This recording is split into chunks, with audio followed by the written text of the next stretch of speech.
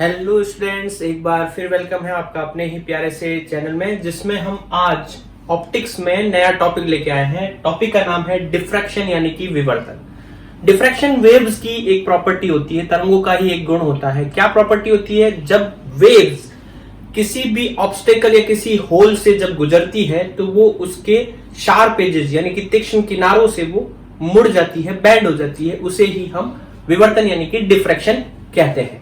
तो पहले हम डेफिनेशन नोट कर लेते हैं डिफ्रैक्शन की। The bending of waves, the bending of waves from the corner of obstacles मतलब अवरोधक या होल इज कॉल्ड डिफ्रैक्शन। ठीक है, इसको अब समझते हैं हम। डेफिनेशन तो हमने नोट कर ली, अब समझते हैं। जैसे हम साउंड वेव से हमारा पाला हमेशा पड़ता रहता है, हम अपने आसपास साउंड को सुनते रहते हैं और साउंड क्या है? एक वेव है। तो हम एक छोटा सा एक्सपेरिमेंट करते हैं। हम क्या करते हैं, यहाँ एक लाउड स्पीकर रख देते हैं और उस लाउड स्पीकर को बजाते हैं और उसके सामने हम एक दीवार बना देते हैं। ठीक है, और उस दीवार के पीछे एक आदमी को खड़ा कर देते हैं और उससे पूछते हैं कि क्या उसको वो साउंड सुनाई दे रहा है। तो वो कहेगा कि उसको वो साउंड सुनाई दे रहा है। तो वो कैसे हो रहा है? साउंड तो सीधा सीधा चलता है। ठीक है, तो होना तो ये चाहिए था कि ये साउंड जो है इस दीवार द्वारा ब्लॉक हो जाना चाहिए था और दूसरी तरफ नहीं पहुंचना चाहिए था और उसको आवाज सुनाई नहीं देनी चाहिए थी। लेकिन साउंड एक वेव है, तो वो इसके जो अवरोधक है, ये जो है ऑब्स्टेकल है, इसको रोक रहा है, उसको ऑब्स्टेकल कहते हैं। उसके किनारों से जब टकराता है तो टकराकर मुड़कर इसके कानों तक पहुंच जाता है। तो ये वेव जो है इसके किनारों से टकराकर मुड़ गई, इसे ही हम डिफ्रैक्शन यानी कि विवर्तन कहते हैं। हम डे टू डे लाइफ में इसको और जगह पर भी फील कर सकते हैं। जैसे एक कमरे में कोई लेक्चर चल रहा है, स्कूल या कॉलेज के एक कमरे में लेक्चर चल रहा है और उसके आसपास के जो दूसरे कमरे होते हैं वहां तक भी वो लेक्चर की आवाज सुनाई देती है। वो आवाज क्यों सुनाई देती है? क्योंकि खिड़की और दरवाजों से जब साउंड बाहर निकलता है तो वो किनारों से मुड़ जाता है और मुड़कर दूसरे कमरे तक पहुंच जाता है। ठीक है, तो इस तरह से हम कहते हैं कि वेव्स में डिफ्रैक्शन एक आम बात है। लेकिन हम पढ़ रहे हैं किसको? ऑप्टिक्स को। और ऑप्टिक्स में हम किसके बारे में पढ़ते हैं? लाइट के बारे में, यानी कि लाइट वेव्स के बारे में। तो लाइट अगर वेव है तो वेव में डिफ्रैक्शन की प्रॉपर्टी शो होती है, तो लाइट में भी डिफ्रैक्शन की प्रॉपर्टी शो होनी चाहिए।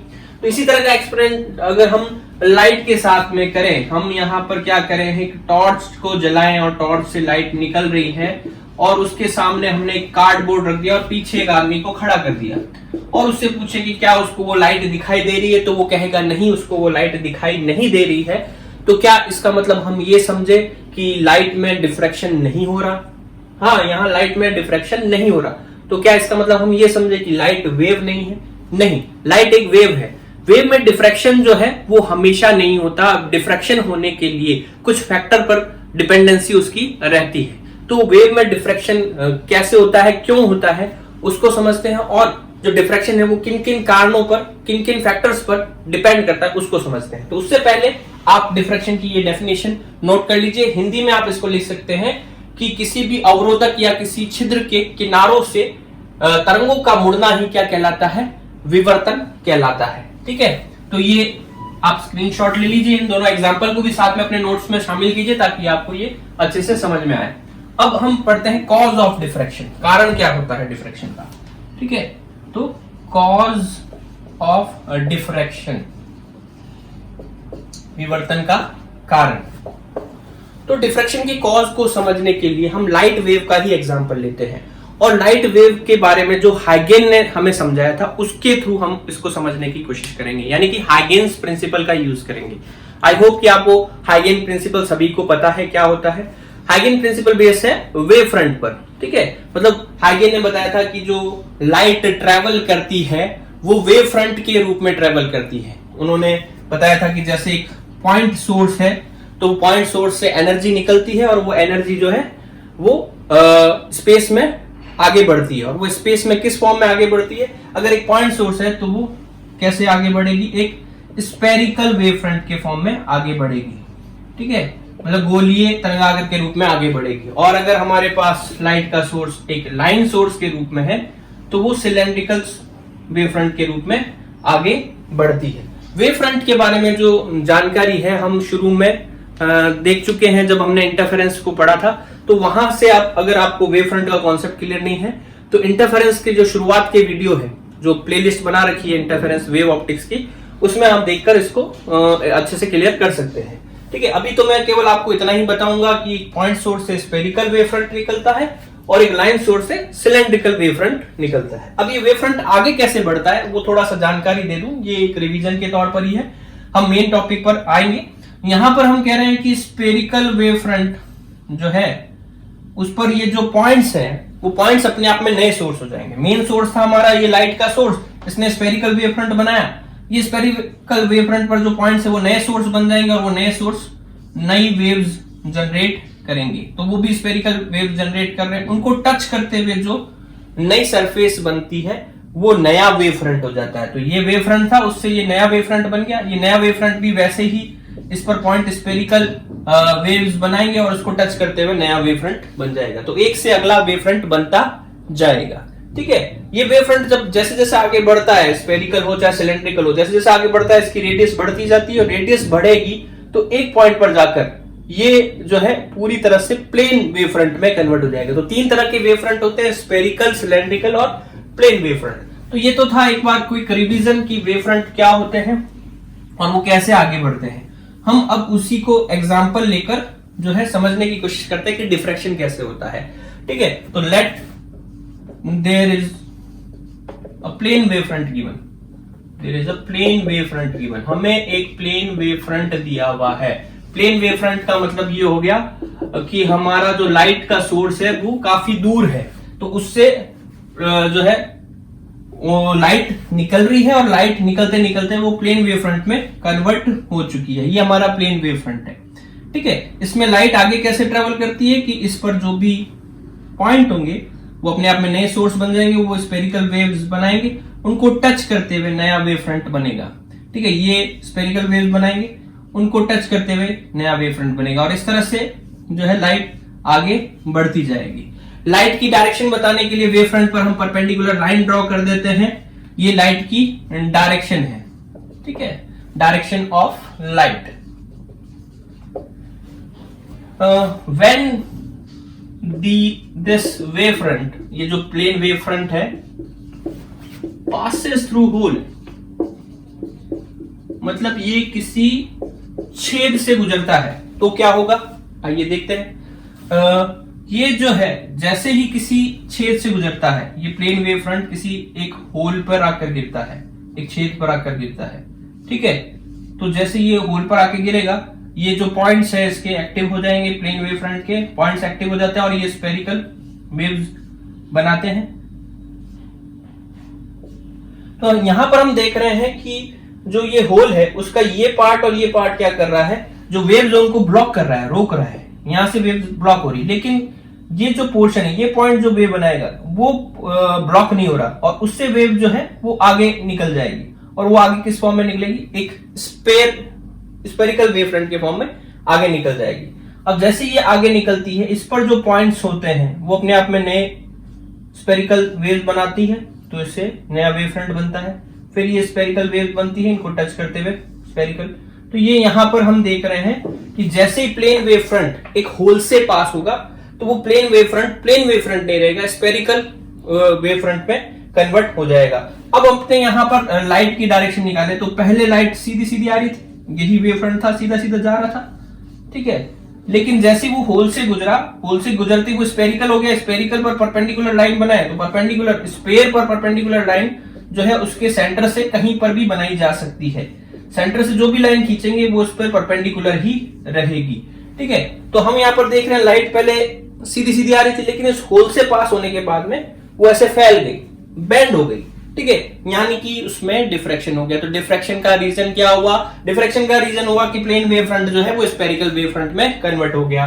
तो when this wave front passes through the hole from Huygens principle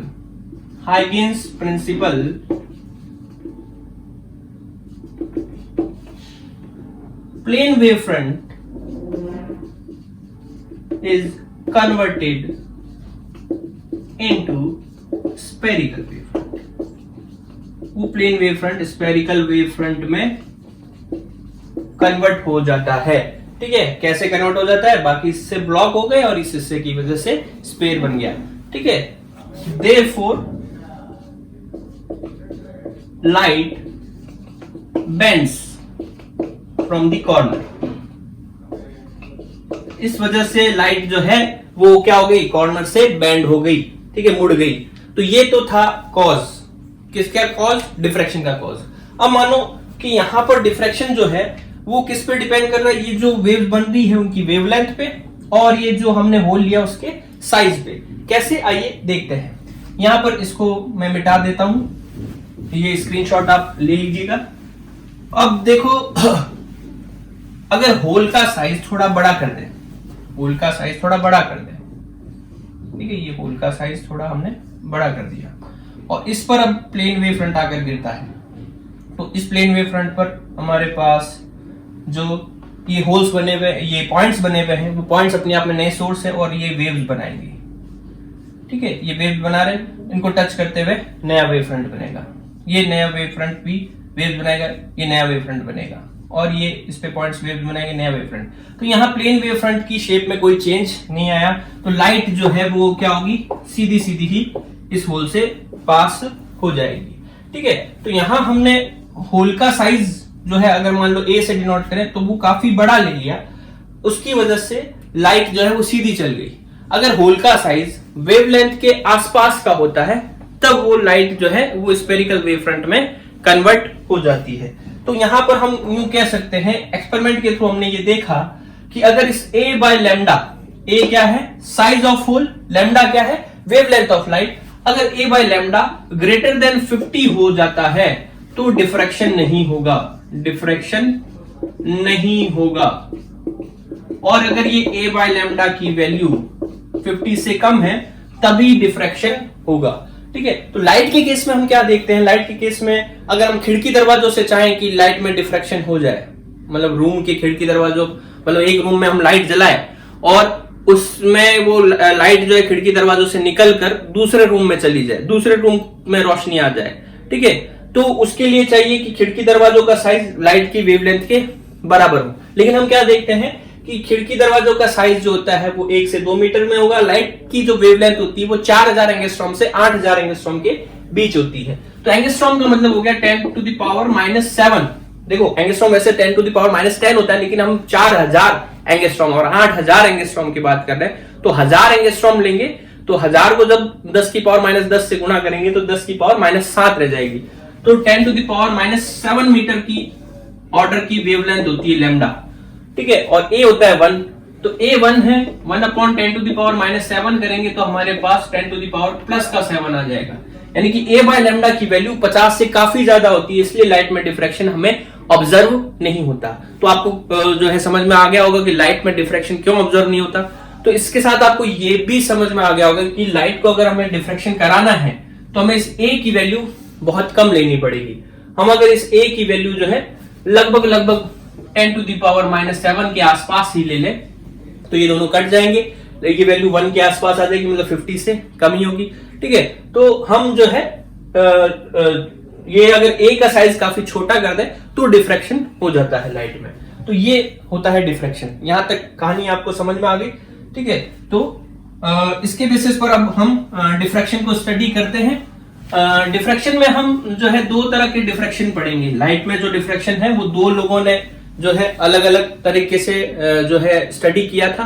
वो 2 लोग कौन थे, फ्रेनल और फ्रॉनहोफर। और बड़ी ही इंटरेस्टिंग सी बात है कि दोनों की जो डेट ऑफ बर्थ है वो सेम है, और जो उनकी डेथ हुई थी वो भी सेम डे ही हुई थी, और दोनों ने जो स्टडी की थी वो भी सेम ईयर में की थी। तो दोनों की स्टडी क्या है, आइए देखते हैं। तो सबसे पहले हम देखते हैं कि फ्रेनल डिफ्रैक्शन क्या होता है।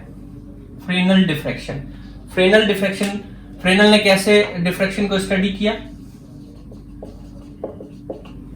तो फ्रेनल ने ये कहा कि अगर हम एक लाइट का सोर्स ले लें, ठीक है, और फिर हम उसको किसी होल या ऑब्स्टेकल से गुजारें, हमारे पास कोई सर्कुलर ऑब्स्टेकल है, ऑब्स्टेकल का मतलब जो लाइट को ब्लॉक करने की कोशिश कर रहा है, और पीछे हम क्या कर दें, स्क्रीन रख दें।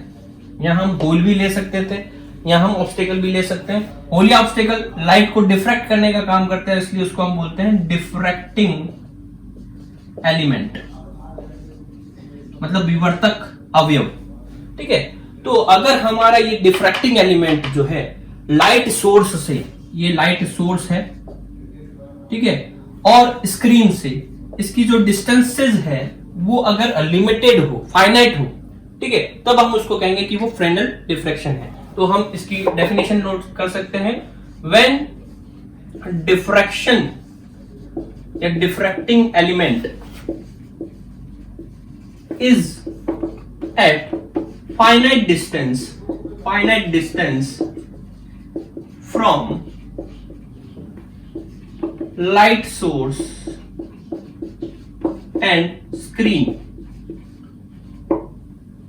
then it is called Fresnel diffraction। तब उसको हम Fresnel diffraction कहेंगे। ठीक है, तो यहाँ डिफ्रैक्शन एलिमेंट में हम चाहे तो ऑब्स्टेकल ले लें, चाहे हम होल ले लें। तो ये था एक ओवरव्यू फ्रेनेल डिफ्रैक्शन के बारे में। अब हम पढ़ते हैं फ्रॉनहोफर डिफ्रैक्शन क्या होता है। ठीक है, तो इसको मैं मिटा दे रहा हूं।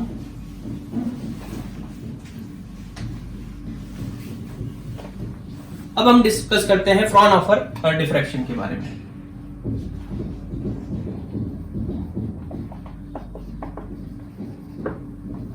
फ्रॉनहोफर डिफ्रैक्शन क्या होता है? फ्रॉनहोफर डिफ्रैक्शन में अगर हमारे पास यहां पर जो है एक डिफ्रैक्टिंग एलिमेंट है, डिफ्रैक्टिंग एलिमेंट में एक होल हो सकता है या एक ऑब्स्टेकल हो सकता है। ये डिफ्रैक्टिंग एलिमेंट लाइट सोर्स और स्क्रीन को अगर हम इस डिफ्रैक्टिंग एलिमेंट से इनफाइनाइट डिस्टेंस पर ले जाए, अब देखो इनफाइनाइट डिस्टेंस पर फिजिकली ले जाना पॉसिबल नहीं है, क्योंकि इनफाइनाइट का फिजिकल कोई मतलब नहीं होता। इनफाइनाइट मतलब बहुत दूर।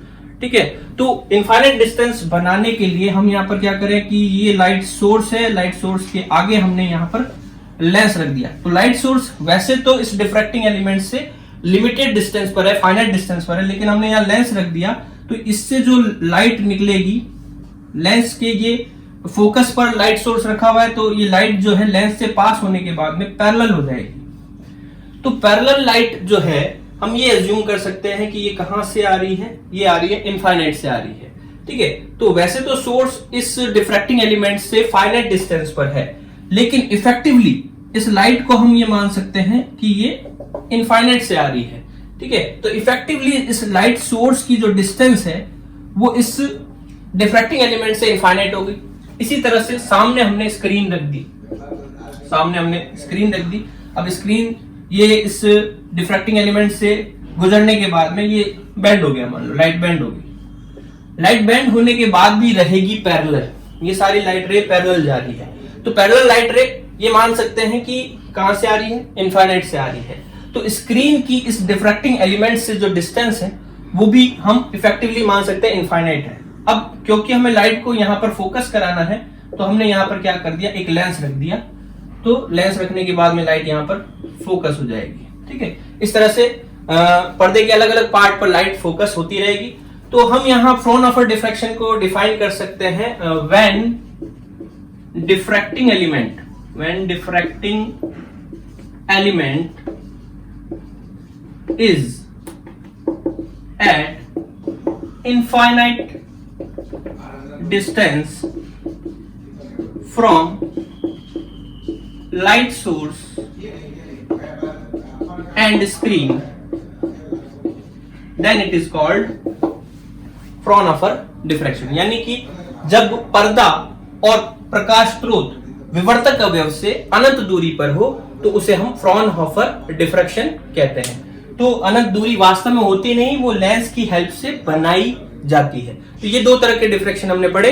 अब हम नेक्स्ट टॉपिक डिस्कस करते हैं। अब फ्रेनेल और फ्रॉनहोफर डिफ्रैक्शन का ओवरव्यू करने के बाद में हम फ्रेनेल डिफ्रैक्शन को डिटेल में समझते हैं। ठीक है, तो फ्रेनेल डिफ्रैक्शन कैसे होता है उसको समझाने के लिए फ्रेनेल ने जो है एक कॉन्सेप्ट यूज किया था, HPZ, हाफ पीरियड जोन्स। क्या होता है आइए जानते हैं। ठीक है, तो हम पढ़ते हैं फ्रेनेल डिफ्रैक्शन। तो उसमें हम कॉन्सेप्ट पढ़ते हैं HPZ यानी कि हाफ पीरियड जोन। हिंदी में इसको बोलते हैं अर्धावर्ती कटिबंध।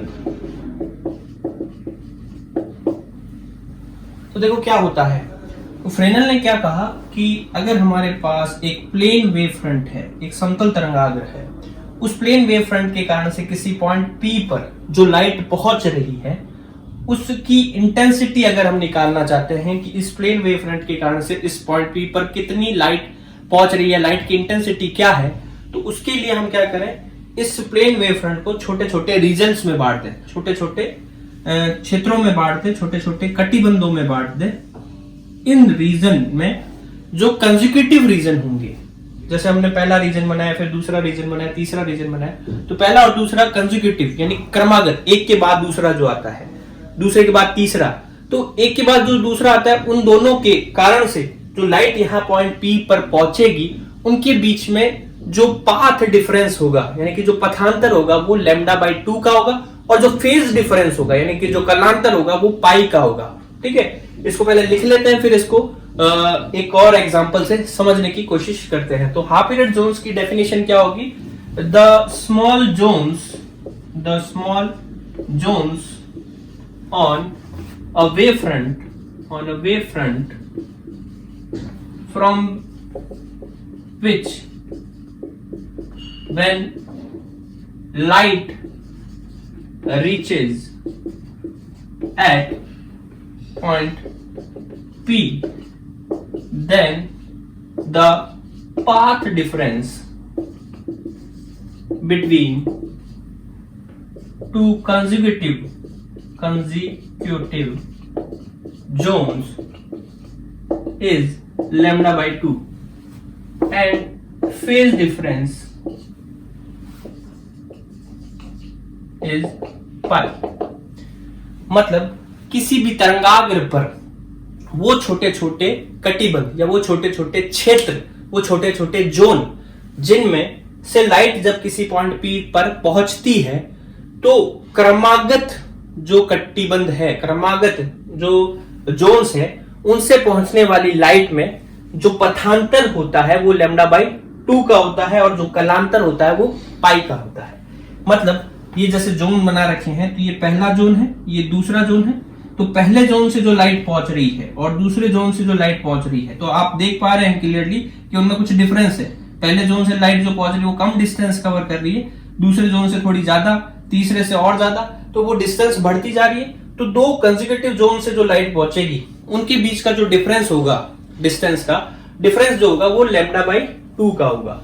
मतलब ऐसे मान लो कि ये सोर्स S1 है, यहां से लाइट पहुंच रही है P तक, और एक जो अगली लाइट पहुंच रही है वो सोर्स S2 से पहुंच रही है, और S2 जो है वो S1 से कितना पीछे है, λ/2 डिस्टेंस। λ/2 का मतलब क्या होगा, इसको आप एक लैम्डा मानते हो, आधी ऊपर और आधी नीचे मिलकर ये एक वेवलेंथ बनती है, तो आधी लैम्डा पीछे से अगर चालू करें हम तो ये कुछ इस तरह से शेप बनेगी।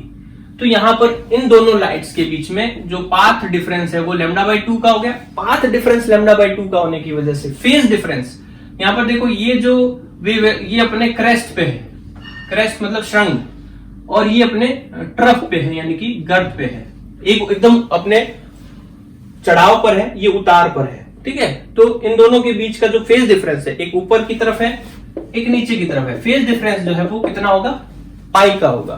ठीक है, तो इस तरह के जोन्स जो है वो कहलाते हैं हाफ पीरियड जोन्स। ठीक है, अब ये बनाए कैसे जाते हैं, ये सर्कुलर ही क्यों बनते हैं, आइए उसको जानते हैं। तो पहले आप ये इसकी डेफिनेशन नोट कर लीजिए, हिंदी में भी बोल चुका हूं, इंग्लिश में आप जो है इधर से नोट कर सकते हैं, इसका स्क्रीनशॉट ले सकते हैं। अब देखो कि ये हाफ पीरियड जोन्स बनाए कैसे जाते हैं। तो ये हाफ पीरियड जोन्स जो है किसी प्लेन सरफेस के लिए पहले हम बनाना सीखते हैं। तो फ्रेनल ने ये बताया कि अगर आपके पास में एक प्लेन वेव फ्रंट है और उस प्लेन वेव फ्रंट के कारण से आप पॉइंट P पर कितनी लाइट पहुंच रही है, लाइट की क्या इंटेंसिटी है वो निकालना चाह रहे हैं, तो पहले आप HPZ बना दो, हाफ पीरियड जोन्स बना दो। वो कैसे बनाने हैं, मान लो इस पॉइंट P की जो सीधी सीधी दूरी जो है वो इससे B है, तो let there is B distance of point P from plane wavefront, plane wavefront से वो B distance पर है. Then draw spheres of a radius B plus lambda by 2, B plus lambda, b plus 3 lambda by 2 and so on. क्योंकि हमें half period Jones बनाने हैं और हम कह रहे हैं कि दो कंटिन्यूअस जो है उनके बीच का पाथ डिफरेंस लैम्डा बाई 2 है, तो हमने क्या किया कि इस पॉइंट P को सेंटर मानकर स्फीयर बना रहे हैं, यहाँ पर गोले बना रहे हैं. ठीक है, और वो गोले जो है वो किस रेडियस के बना रहे हैं? एक b रेडियस का बना रहे हैं. अगला जो है b plus lambda by 2 radius, क्योंकि हमें डिस्टेंस लैम्डा बाई 2 ज्यादा रखनी है. फिर अगला b प्लस लैम्डा, तो इनके बीच में भी डिफरेंस लैम्डा बाई 2 हो गई. फिर अगला b प्लस 3 लैम्डा बाई 2, तो इनके बीच में भी डिफरेंस लैम्डा बाई 2 होगी. और इस तरह से हम कंटिन्यूअसली बनाते जा रहे हैं. तो अगर हम nth बनाएंगे तो वो हो जाएगा b plus n lambda by 2. तो ये ऐसे स्फीयर बना दिए. इसको कुछ इस तरह से समझे कि हमने यहाँ पर पॉइंट P लिया हुआ है, पहले b रेडियस का स्फीयर बना दिया, वो तो जस्ट इस स्फीयर, इस प्लेन सरफेस को टच करेगा. फिर अगला स्फीयर थोड़ा सा ज्यादा रेडियस का बनाया, फिर अगला और ज्यादा रेडियस का बनाया, और इस तरह से हम स्फीयर बनाते जा रहे हैं. ठीक है, अब आप देखो ये स्फीयर जो है इस प्लेन सरफेस को कैसे इंटरसेक्ट करेंगे, कैसे काटेंगे? सर्कल के रूप में. इसको ऐसे समझो कि जैसे हमारे पास जो है वो एक टमाटर है. टमाटर को अगर हम एक चाकू से काटते हैं, प्लेन सरफेस से काटते हैं, तो यहां पर जो क्रॉस सेक्शन बनता है वो कैसा बनता है? सर्कुलर बनता है. ठीक है, तो इसी तरह से जब हमारे इस प्लेन सरफेस को ये जो है स्फीयर काटेंगे, तो पहला स्फीयर तो b रेडियस का है, तो वो तो जस्ट इस पॉइंट पर टच करेगा. अगला b प्लस लैम्डा बाई 2 का है, तो वो एक सर्कल बनाएगा. अगला थोड़ा बड़ा सर्कल बनाएगा. इस तरह से हमारे पास जो HPZ है वो सर्कुलर पैटर्न में HPZ बन जाएंगे. ठीक है, तो these spheres cut the plane wavefront in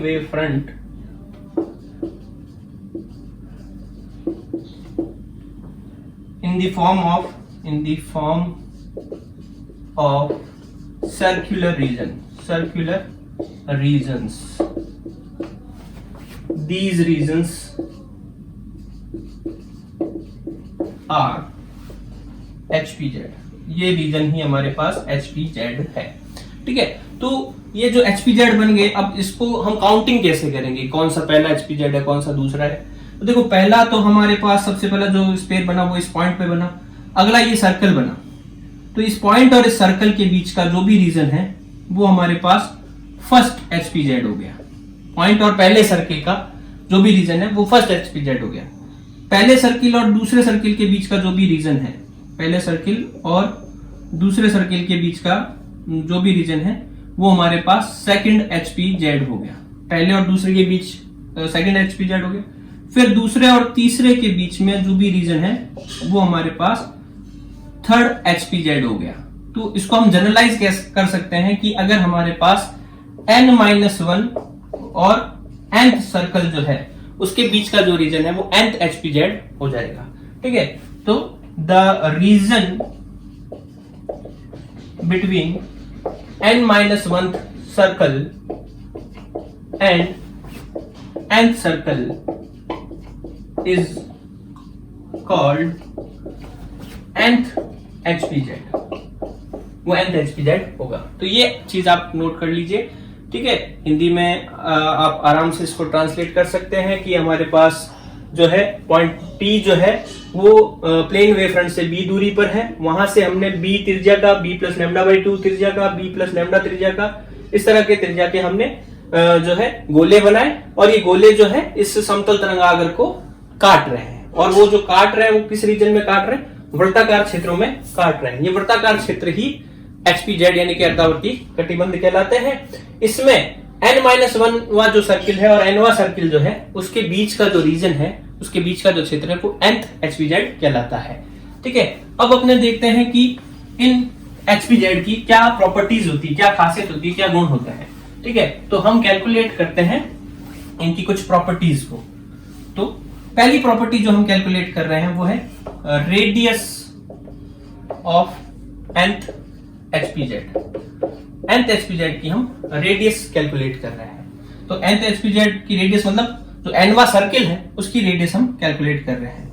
तो हमने यहां पर जो है nवा जो सर्किल बनाया है वो कैसे बनाया है, यहां से कितनी डिस्टेंस लेके बनाया है हमने, b plus n lambda by 2 distance लेकर हमने स्फीयर बनाया था, उसी से ये सर्किल बना था। तो ये पॉइंट P से इसके कॉर्नर की जो डिस्टेंस है वो b plus n lambda by 2 है और ये जो डिस्टेंस है वो b है। अब हम ये कह रहे हैं ये सेंटर है और ये सेंटर से ये nवे सर्किल की रेडियस है। तो यहां से हमारे पास एक ट्राइंगल बन गया, ये राइट एंगल ट्राइंगल है। इस राइट एंगल ट्राइंगल में हम यहां पर इसको पॉइंट O नाम दे दें और इसको Q नाम दे दें। तो इन ट्राइंगल OPQ ट्राइंगल में हम देख सकते हैं कि पाइथागोरस थ्योरम अगर हम लगाएं, पाइथागोरस थ्योरम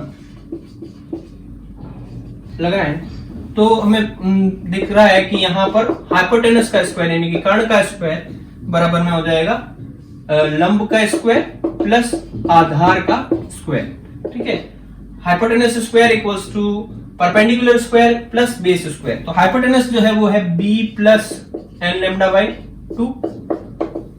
OQ जो है वो इस nth सर्किल की रेडियस, इसलिए हमने इसको Rn लिखा। R मतलब रेडियस, n मतलब nth सर्किल की रेडियस। तो Rn स्क्वायर प्लस OP जो है वो b है, तो b स्क्वायर। अब इसको सॉल्व करते हैं तो a प्लस b का होल स्क्वायर कर देते हैं, तो यहां आएगा b स्क्वायर मतलब इसका स्क्वायर प्लस इसका स्क्वायर और प्लस दोनों की गुणा इंटू 2। तो दोनों की गुणा आएगी bn लैम्डा बाई 2 इंटू में 2 करेंगे तो 2 से 2 कट गया, तो ये आ गया nb लैम्डा बराबर में Rn square plus b square. अब देखो दोनों साइड से b स्क्वायर कट गया। अब हम Rn स्क्वायर की वैल्यू निकालना चाहते हैं, तो Rn स्क्वायर की वैल्यू क्लियरली हमें विजिबल है। Rn स्क्वायर जो हो जाएगा वो हो जाएगा nb lambda plus n square lambda square by 2। अब हम यहां पर देख पा रहे हैं कि ये जो सेकंड टर्म है वो लैम्डा का स्क्वायर है और लैम्डा का स्क्वायर जो होता है वो लैम्डा के कंपैरेटिवली काफी छोटा हो जाता है। क्यों हो जाता है? क्योंकि लैम्डा होता है एंगस्ट्रॉम में 10 टू द पावर -10, उसका स्क्वायर करेंगे 10 टू द पावर -20 हो जाएगा। ठीक है, तो वो काफी छोटा हो जाता है, इसलिए इसको हम नेग्लेक्ट कर देते हैं। तो इसको नगण्य मानने पर कैन बी नेग्लेक्टेड। हमारे पास Rn स्क्वायर की वैल्यू nb लैम्डा रह जाएगी, या Rn की वैल्यू रूट में nb लैम्डा रह जाएगी। मतलब जो nth HPZ बनेगा उसकी रेडियस रूट में nb लैम्डा हो जाएगी। ठीक है, ये तो हमने रेडियस निकाल लिया nth HPZ की, इसको नोट कर लीजिए फटाफट, स्क्रीनशॉट ले लीजिए। हो गया ये। चलिए नेक्स्ट देखते हैं area of nth HPZ।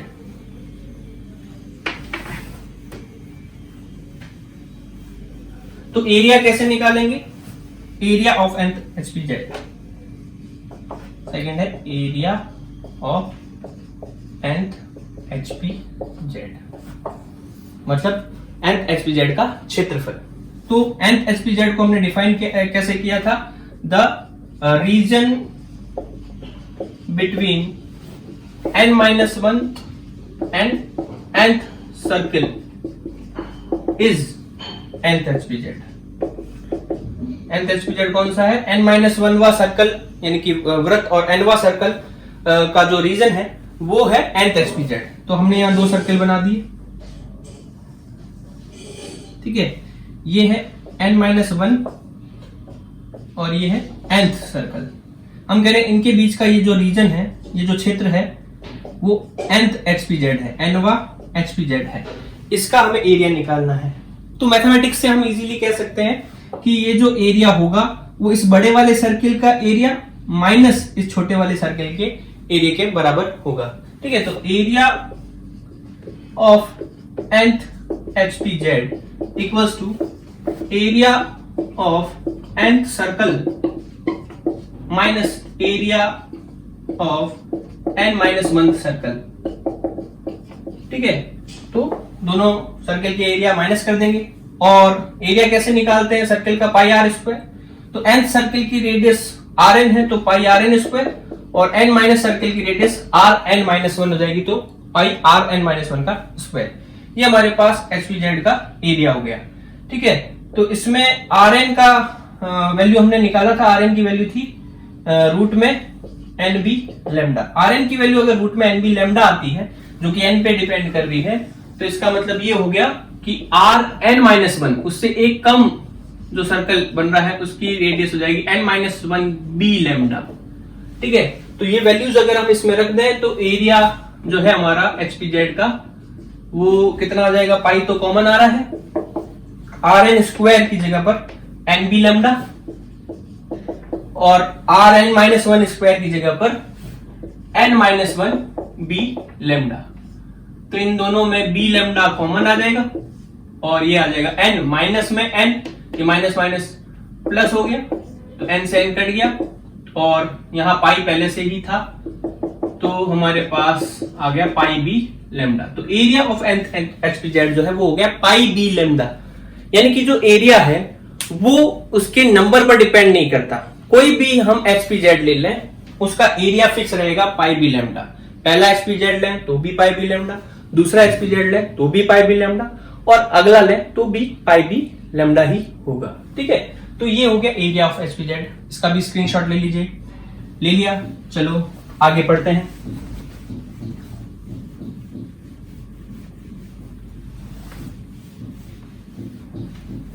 Next जो हम टॉपिक डिस्कस करेंगे वो है इसकी जो nth HPZ है उसकी पॉइंट P से एवरेज डिस्टेंस। तो C पॉइंट हो गया एवरेज डिस्टेंस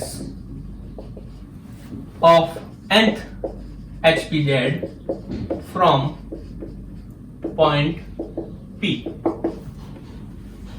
तो nth HPZ का मतलब क्या हो गया, nth HPZ का मतलब वो रीजन जो n-1 वे सर्कल और n वे सर्कल के बीच का बन रहा है।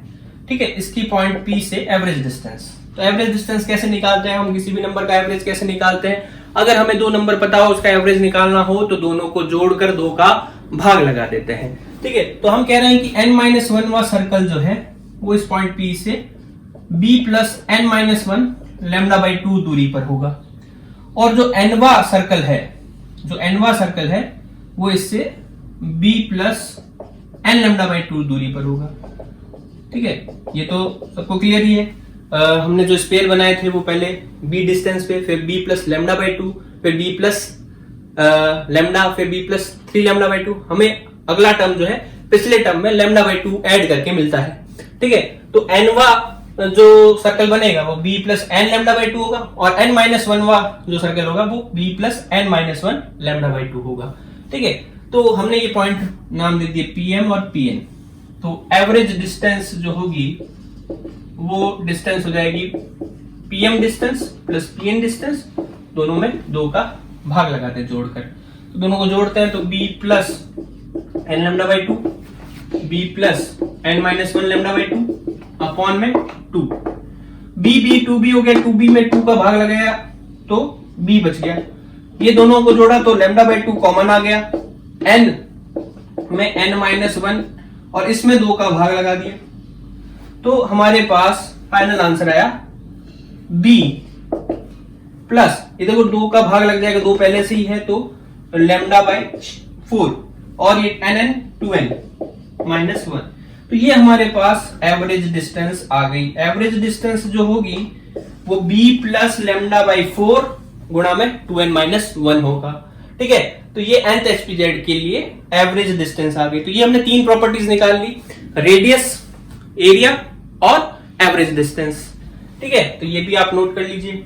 हो गया, स्क्रीनशॉट ले लिया, चलो मिटा देते हैं इसको। अब देखो इस बेसिस पे फ्रेनल ने क्या किया, पहले HPZ क्या होता है वो बता दिया, उसकी ये प्रॉपर्टी कैलकुलेट कर ली। अब देखा कि उसकी वजह से पॉइंट P पर कितनी इंटेंसिटी बनेगी वो कैलकुलेट की जाए। ठीक है, तो नेक्स्ट अपने हेडिंग डाल लीजिए intensity of light due to all HPZ at point P। मतलब कोई भी पॉइंट P हम ले रहे हैं, उसके ऊपर जितने भी HPZ हमने बनाए हैं प्लेन वेव फ्रंट पर, उनकी मिलाकर कितनी इंटेंसिटी बनती है। यानी कि बिंदु P पर सभी HPZ के कारण प्रकाश की कुल तीव्रता निकालते हैं हम। ठीक है, तो by experiment it is observed that, experiment किया तो हमें ये पता चला कि जो HPZ के कारण से जो एम्पलीट्यूड बनता है, एम्पलीट्यूड ऑफ nth HPZ जो है वो किन किन बातों पर डिपेंड करता है। इनवर्सली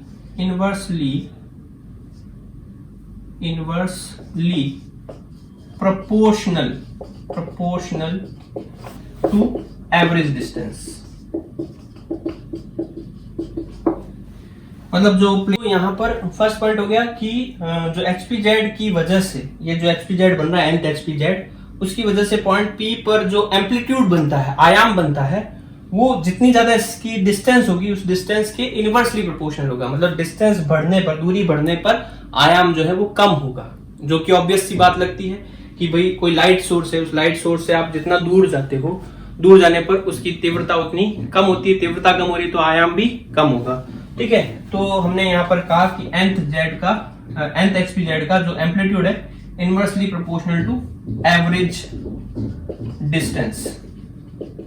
ठीक है, और एवरेज डिस्टेंस जो है वो हमने कैलकुलेट की थी, क्या की थी, b plus lambda by 4 2n minus 1, ये एवरेज डिस्टेंस होती है, तो इसके इनवर्सली प्रोपोर्शनल हो गया। दूसरा जो पॉइंट है, वो दूसरा पॉइंट क्या होगा कि जो यहां पर एम्पलीट्यूड है वो इसके एरिया के डायरेक्टली प्रोपोर्शनल होता है। तो directly proportional to area of nth HPZ। ठीक है, तो यहां पर जो एम्पलीट्यूड है nth HPZ का वो इसके एरिया के डायरेक्टली प्रोपोर्शनल है, और एरिया जो है वो हमने निकाला था कितना, पाई बी लैम्डा। तो सबका ही जो एम्पलीट्यूड है, सबका जो एरिया है वो बराबर है, तो एरिया का कोई खास इफेक्ट नहीं पड़ रहा, क्योंकि सबके लिए एरिया इक्वल है, तो सबके लिए इस एरिया के फैक्टर की वजह से एम्पलीट्यूड भी सेम आना चाहिए। ठीक है, तो ये 2 पॉइंट नोट कर लो। तीसरा पॉइंट और लिखते हैं हम, हिंदी में आप नोट कर सकते हो कि प्रयोग से ये ज्ञात हुआ कि nth HPZ का जो आयाम है वो पहला पॉइंट हो गया कि उसकी औसत दूरी के व्युत्क्रमानुपाती होता है और उसके क्षेत्रफल के समानुपाती होता है। ठीक है, तो नोट कर लो, स्क्रीनशॉट ले लो, ले लिया, अब मिटा देते हैं इसको। नेक्स्ट जो पॉइंट है, थर्ड पॉइंट जो होगा इसका, थर्ड पॉइंट हो जाएगा, उसको थोड़ा सा गौर करना, ध्यान से समझना कि एम्पलीट्यूड इज डायरेक्टली proportional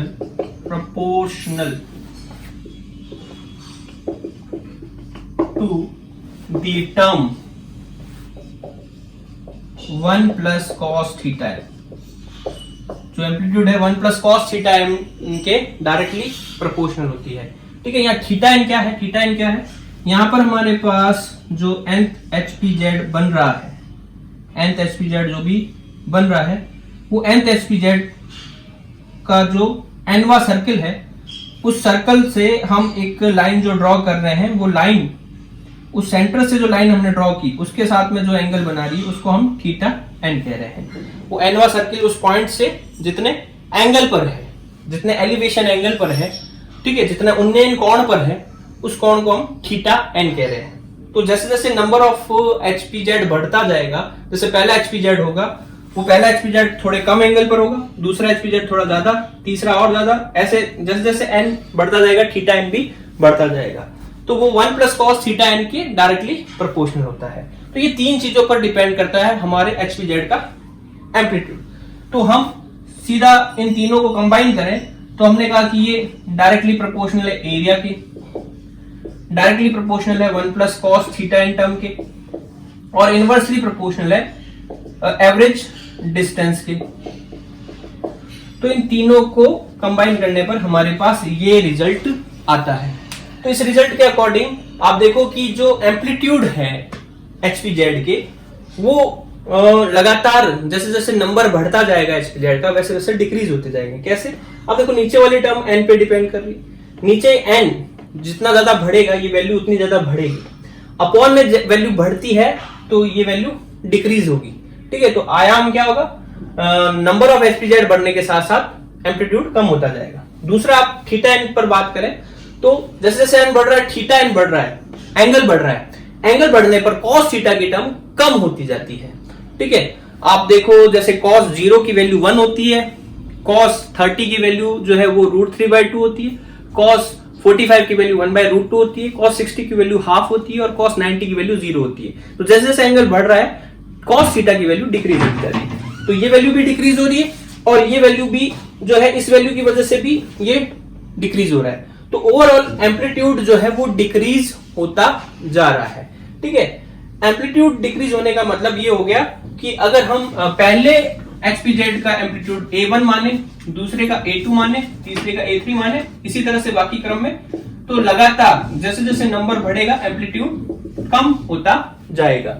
ठीक है, अब इस बेसिस पर हम जो है वो रिजल्टेंट एम्पलीट्यूड निकालना चाहते हैं। तो रिजल्टेंट एम्पलीट्यूड कैसे निकालते हैं आइए देखते हैं। तो ये पहले आप नोट कर लीजिए, हो गया नोट, स्क्रीनशॉट ले लिया, चलो मिटा देते हैं इसको।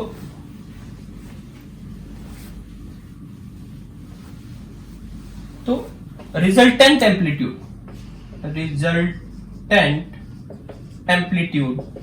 ऑफ ऑल HPZ, मतलब जो भी HPZ बने उनकी वजह से रिजल्टेंट एम्पलीट्यूड क्या बना वो निकाल लेते हैं। तो रिजल्टेंट एम्पलीट्यूड को हम R लिख देते हैं। R बराबर में क्या हो जाएगा, A1 plus A2 plus A3 plus A4 और इसी तरह से ऐड करना है। लेकिन यहां गौर करें कि हमने कहा कि ये HPZ कंसेक्यूटिव ऑर्डर में एक दूसरे से पाई फेज डिफरेंस पर है। पाई फेज डिफरेंस का मतलब क्या हो गया, एक अपने क्रेस्ट पे है तो दूसरा ट्रफ पे होगा, और दूसरा अगर ट्रफ पे है तो क्रेस्ट पे होगा, मतलब अपोजिट फेज में मिलेंगे। और अपोजिट फेज में ये एक दूसरे को सब्सट्रैक्ट करने की कोशिश करते हैं, इन्वर्ट हो जाते हैं। एक तरह से हम ये कह सकते हैं इसको माइनस से मल्टीप्लाई कर दे तो ये शेप बन जाएगी। ठीक है, तो हम कह रहे हैं कि पहला एम्पलीट्यूड A1 है, दूसरा एम्पलीट्यूड जो है वो इन्वर्टेड हो गया तो माइनस का A2 हो गया, मतलब हमने इसको -1 से मल्टीप्लाई कर दिया, दूसरे एम्पलीट्यूड को -1 से मल्टीप्लाई कर दिया, तीसरे को भी जब हम इसको माइनस से मल्टीप्लाई करेंगे तो माइनस माइनस प्लस हो जाएगा, तो ये -1 के स्क्वायर से मल्टीप्लाई कर दिया। फिर यहाँ -1 के स्क्वायर से मल्टीप्लाई करने के बाद फिर -1 से मल्टीप्लाई करें तो -1 का क्यूब हो जाएगा, तो फिर ये -1 हो जाएगा। फिर अगले में -1 का पावर 4 हो जाएगा तो वो प्लस हो जाएगा। ठीक है, ऐसे लास्ट वाली जो टर्म आएगी वो टर्म ये आ जाएगी -1 की पावर n-1 इंटू an। अब देखो सेकंड था तब हमने -1 से मल्टीप्लाई किया, याद ध्यान गौर करो, सेकंड को हमने -1 से मल्टीप्लाई किया, थर्ड को हमने -1 के स्क्वायर से मल्टीप्लाई किया, थर्ड को -1 के स्क्वायर से मल्टीप्लाई किया, फोर्थ को हमने -1 के क्यूब से मल्टीप्लाई किया, तो nth को हम -1 की पावर n-1 से मल्टीप्लाई करेंगे, एक कम यहां पावर लग रही है -1 पर। ठीक है, तो इस तरह से हम रिजल्टेंट एम्पलीट्यूड निकाल सकते हैं। ठीक है, अब ये रिजल्टेंट एम्पलीट्यूड निकालने के लिए हम एक अप्रोक्सीमेशन लगाते हैं। अप्रोक्सीमेशन क्या है, अप्रोक्सीमेशन ये है कि जो यहां पर हमारे पास ये टर्म्स बन रही है वो लगातार डिक्रीज होती जा रही है। तो एक एग्जांपल है, जैसे हमारे पास पहला एम्पलीट्यूड 8 है, फिर 7 है, फिर 6 है, फिर 5 है, फिर 4 है। तो यहां पर आप देखो ये लगातार जब डिक्रीज हो रही है तो पहले तीन नंबर अगर हम लें तो बीच वाला जो नंबर है वो पहले और तीसरे नंबर के एवरेज के बराबर में होगा। आप करके देख लीजिए, 8 और 6 को ऐड करते हैं तो 14 आता है, 14 को 2 से डिवाइड करेंगे तो 7। इसी तरह से इन तीन नंबर में देखें आप, ये बीच वाला नंबर जो है इन दोनों का एवरेज होगा। 6 और 4 जो है वो 10 हो गए, 10 को 2 से डिवाइड करोगे 5। अगर मैं आगे एक नंबर और लिख दूं तो ये वाला जो नंबर होगा इन दोनों का एवरेज होगा। ठीक है, तो इस अप्रोक्सीमेशन का यूज करते हुए हम यूं कह देते हैं कि जो A2 है वो एवरेज है A1 और A3 का, अप्रोक्सीमेट है, और A4 जो है वो एवरेज है A3 और A5 का, ठीक है। और इसी तरह से अगले हम जो वैल्यूज है वो एवरेज के टर्म में लिख सकते हैं। अब देखो हम क्या करते हैं, इनको एवरेज के रूप में लिखते हैं और बाकियों को भी हम हाफ हाफ का सम लिख दें। जैसे A1 है, A1 को हमने लिख दिया A1/2 प्लस A1/2। A1 जो है आधा आधा मिलकर पूरा बना है, तो A1/2 A1/2। A2 की जगह पर जो है A2 पड़ा रहने देते हैं, माइनस का A2। और A3 को भी हम ऐसे लिख सकते हैं A3/2 और A3/2। A4 को पड़ा रहने देते हैं हम। A5 को हम ऐसे लिख सकते हैं A5/2 और A5/2। और इसी तरह से आगे के टर्म आएंगे हमारे पास, और लास्ट में जो टर्म आएगा वो आएगा -1 की पावर n-1 an/2, ये टर्म बचेगा। अब आप देखो, गौर करें कि यहाँ A1/2 है, यहाँ पर क्या है A1/2 और A3/2। A1/2 और A3/2 को अगर हम ऐड करेंगे तो इस इक्वेशन के अकॉर्डिंग वो A2 के बराबर हो जाएगा, और A2 माइनस A2 करेंगे कट जाएगा, ठीक है। यहाँ A3/2 और A5/2 ऐड करेंगे तो A4 हो जाएगा, A4 कट जाएगा। इस तरह से सारे नंबर कटते जाएंगे, लास्ट में केवल ये नंबर बच जाएगा -1 की पावर n-1 an/2। क्लियर है ना बात? देखो यहाँ A1 के हमने 2 टुकड़े कर दिए, A3 के 2 टुकड़े कर दिए, A5 के 2 टुकड़े कर दिए। A2 और A5 जो भी A2 A4 जो भी ये नंबर है वो बाकियों के एवरेज है, और हमने इसको इस तरह से अरेंज किया कि ये A1/2 और A3/2 ऐड करके A2 बन जाए, A2 कट जाएगा, इधर A4 कट जाएगा, और इसी तरह से बाकी सारे नंबर कटते जाएंगे, और लास्ट में हमारे पास केवल ये टर्म बच जाएगी, और शुरू में हमारे पास ये टर्म बच जाएगी। तो फाइनली हमारे पास टर्म जो बचती है वो क्या आती है देखते हैं। पहले इसका स्क्रीनशॉट ले लीजिए, हो गया। अब देखो हमारे पास क्या टर्म बचती है। हमारे पास टर्म बचती है A1/2 प्लस -1 की पावर n-1 an/2। अब यहां से आप क्लियरली देख सकते हैं कि अगर n इवन नंबर होगा, इवन होगा तो इवन में से 1 गया, ठीक है, इवन में से 1 गया तो ऑड हो गया, तो यहां पर नेगेटिव साइन रह जाएगा। -1 की पावर जो है ऑड नंबर में है तो यहां नेगेटिव साइन रह जाएगा, और अगर n ऑड नंबर हुआ, ऑड में से 1 गया तो वो इवन बन जाएगा, तो -1 की पावर इवन करेंगे तो ये प्लस हो जाएगा, ठीक है। तो यहां पर हम यूं कह सकते हैं कि अगर n इवन है तो -1 की पावर n-1 जो है वो हो जाएगी -1, और n अगर ऑड है तो -1 n की पावर n-1 जो है वो हो जाएगी +1। तो इस हिसाब से यहां प्लस माइनस का साइन लगा सकते हैं। लेकिन यहां पर हमारा जो an है, an जो है हमें पता है कि एवरेज डिस्टेंस के इनवर्सली प्रोपोर्शनल है, और 1 + cos थीटा n की डायरेक्टली प्रोपोर्शनल है।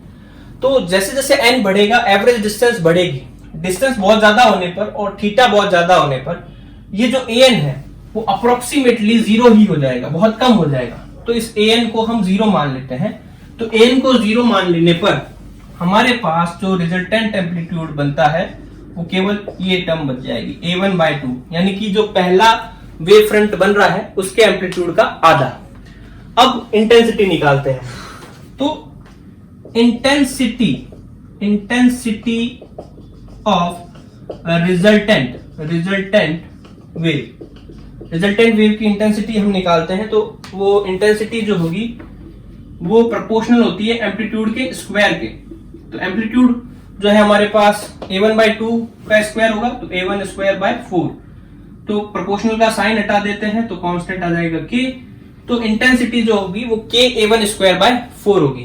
पहली वेव की जो इंटेंसिटी है, पहले HPZ की जो इंटेंसिटी होगी वो K A1² होगी।